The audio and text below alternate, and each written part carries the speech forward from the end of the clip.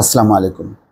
ফিলিস্তিন উপত্যকায় কিভাবে মানুষ বেঁচে যাচ্ছে, বেঁচে রয়েছে তার নানা রিপোর্ট বা ঘটনা সামনে আসছে।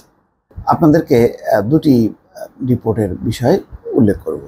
একটাতে কিভাবে একটা মেয়ে শিশু বেঁচে গেল, আর কিভাবে হামাসের জিম্মায় থাকা দুজন, একজন ইসরায়েলি আর একজন আমেরিকান, তারা বেঁচে আছে এবং তাদের ভিডিও প্রকাশ করা হয়েছে, সেই বিষয়টি উল্লেখ করব।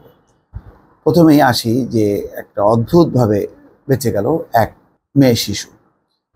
সেই পরিবারের 9 জন নিহত হয়েছে ইসরায়েলের হামলায়। ঘটনাটি ঘটেছে রাফায়। এই খবরে বলা হচ্ছে ফিলিস্তিনের রাফায় ইসরায়েলি হামলায় এক পরিবারের 9 সদস্য নিহত হয়েছে। বেঁচে গেছে ওই পরিবারের একমাত্র মেয়ে শিশু। পরিবারের এই বেঁচে যাওয়া শিশুটা হচ্ছে কিভাবে বাঁচলো তার একটা বর্ণনা দেওয়া হয়েছে। রাফায় আবু তাহা পরিবারের সদস্যরা বাড়িতেই ছিলেন, সেখানে হামলা চালায় ইসরায়েলি বাহিনী। পরিবারটির এক প্রতিবেশী আল জাজিরাকে জানান, হামলায় বাড়িতে থাকা পরিবারের 9 সদস্য মারা গেছে। তিনি শুধু পরিবারটির এক মেয়ে শিশুকে ব্যালকনি থেকে বের করে আনতে পেরেছেন। এতে ওই শিশু প্রাণ বাঁচে। চিন্তা করেন, বিমান হামলায় একেবারে পুরো উড়িয়ে গেছে বাড়ি। ব্যালকনিতে হয়তো একটা মেয়ে শিশু ঝুলেছিল বা আত্মরক্ষার জন্য সেখানে অবস্থান নিচ্ছে, সেখান থেকে এক পাশের প্রতিবেশী সেই ব্যালকনি থেকে তাকে উদ্ধার করেছে। গতকাল রোববার রাফায় কয়েকটি এলাকায় হামলা চালিয়েছে ইসরায়েল। এসব হামলায় নিহত হয়েছেন 20 থেকে 25 জন। এছাড়া গাজা নগরীতে ইসরায়েলি হামলায় আরও 7 জনের প্রাণ গেছে।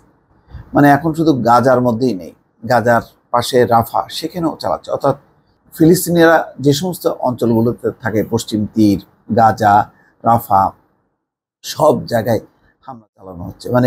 আলটিমেটলি এইটা কোথায় যে দাঁড়াবে কেউ বলতে পারে না। এদিকে রয়টার্স বলছে রাফায় অন্তত 3টি বাড়িতে হামলার ঘটনা ঘটেছে, প্রাণ গেছে অন্তত 13 জনের, আহত হয়েছে অনেকেই। হামাস নিয়ন্ত্রিত সংবাদ মাধ্যমগুলো বলছে নিহতের সংখ্যা 15। গাজা নগরীতে 2টি বাড়িতে ইসরায়েল বিমান হামলা চালিয়েছে। আচ্ছা, এই পরিস্থিতির বাইরে একটা ভিডিও প্রকাশ করেছে হামাস। হামাসের ভিডিওতে দেখা গেল গাজায় বেঁচে থাকা মার্কিন ও ইসরায়েলি জিম্মিদের। গাজায় 2 জিম্মিকে নিয়ে একটি ভিডিও প্রকাশ করেছে ফিলিস্তিনি স্বাধীনতাকামী গোষ্ঠী হামাস। উপত্যকাটিতে এখনও যে 2 জিম্মি বেঁচে আছেন, ভিডিওতে দেখা যাওয়া দৃশ্য তার প্রথম প্রমাণ।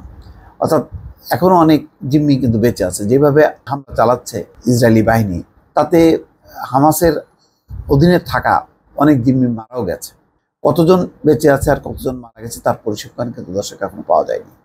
এই ভিডিওর দৃশ্য কবে ধারণ করা হয়েছে সেটি উল্লেখ নেই। ভিডিওতে অমরি মিরান নামের একজন জিম্মিকে বলতে শোনা যায় তিনি 202 দিন ধরে আটক হয়ে আছেন।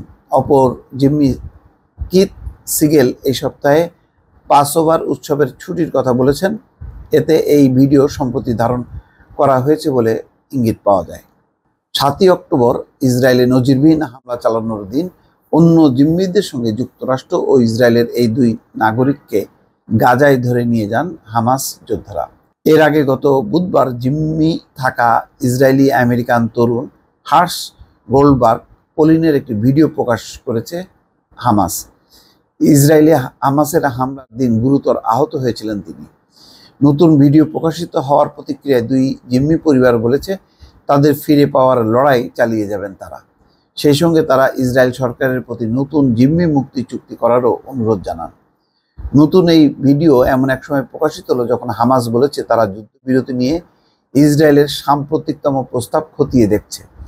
গণমাধ্যমের খবরে বলা হয় এই নিয়ে সমঝোতা আলোচনায় গতি আনতে ইসরায়েলে প্রতিনিধি পাঠিয়েছে যুদ্ধবিরতি প্রচেষ্টার মধ্যস্থতাকারী মিশর।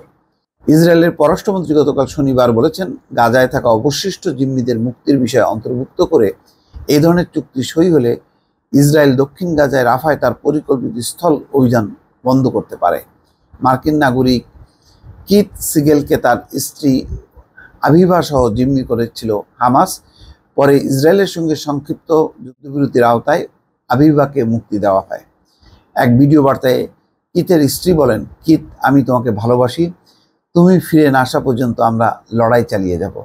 এদিকে জিম্মিদের মুক্তিতে পদক্ষেপ নেওয়ার দাবি জানিয়ে গতকাল সন্ধ্যায় তেল আবিবে অনুষ্ঠিত সাপ্তাহিক বিক্ষোভে ইসরায়েলি জিম্মি ওমরি মিরানের বাবা ড্যানি মিরানও অংশ নেন।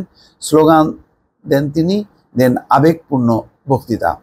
প্রকাশিত ভিডিওতে কিথ সিগেল ও ওমরি মিরান দুজনেই হামাসের সঙ্গে যুদ্ধবিরতিতে উপনীত হয়ে জিম্মিদের মুক্ত করার জন্য ইসরায়েলি সরকারের প্রতি আহ্বান জানান। কিন্তু ইসরায়েল তো কোনো অনুরোধ উপরোধ কোনো কিছুই মানছে না এবং এমন সব শর্ত দিচ্ছে যাতে তারা যুদ্ধবিরতিতে না যেতে হয় এবং তারা এই হামলাটা আরও বিস্তৃত করতে চায়।